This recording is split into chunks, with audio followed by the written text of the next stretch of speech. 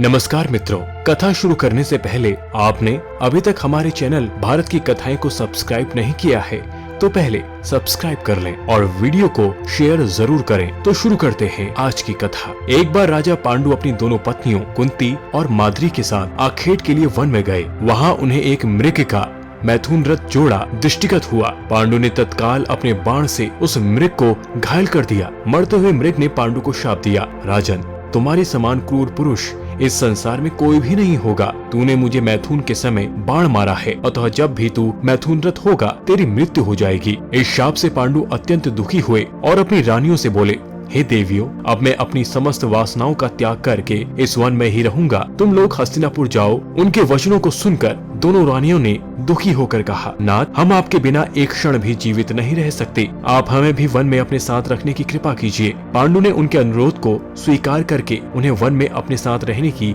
अनुमति दे दी। इसी दौरान राजा पांडु ने अमावस्या के दिन बड़े बड़े ऋषि मुनियों को ब्रह्मा जी के दर्शन के लिए जाते हुए देखा। उन्होंने उन ऋषियों मुनियों से पूछा, स्वयं को साथ ले जाने का आग्रह किया। उनके इस आग्रह पर ऋषि मुनियों ने कहा, राजन, कोई भी निसंतान पुरुष ब्रह्मलोक जाने का अधिकारी नहीं हो सकता, अतः हम आपको अपने साथ ले जाने में असमर्थ हैं। ऋषि मुनियों की बात सुनकर पांडु अपनी पत्नी से बोले, हे कुंती, मेरा जन्म लेना ही वृथा हो रहा है, क्योंकि संतानहीन व्यक्ति पितृ ऋण, ऋषि ऋण, देव ऋण और मनुष्य ऋण से मुक्ति नहीं पा सकता।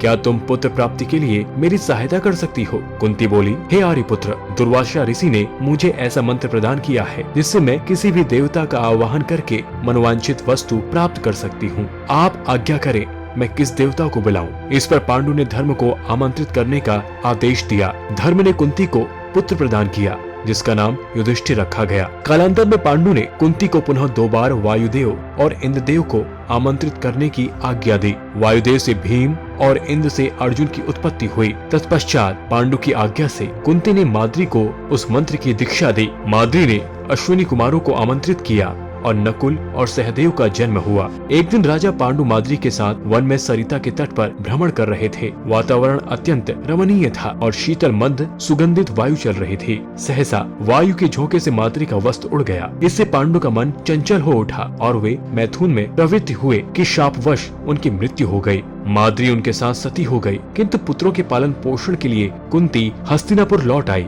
इधर युधिष्ठिर के जन्म होने पर धृतराष्ट्र की पत्नी गांधारी के हृदय में भी पुत्रवती होने की लालसा जागी। गांधारी ने वेदव्यास से पुत्रवती होने का वरदान प्राप्त किया। गर्भ धारण के पश्चात 2 वर्ष व्यतीत हो जाने पर भी जब पुत्र का जन्म नहीं हुआ तो शोभवश गांधारी ने अपने पेट में मुक्का मारकर अपना गर्भ गिरा दिया। योग बल से वेदव्यास ने इस घटना को तत्काल जान लिया। वे गांधारी के पास आकर बोले, गांधारी, तूने बहुत गलत किया।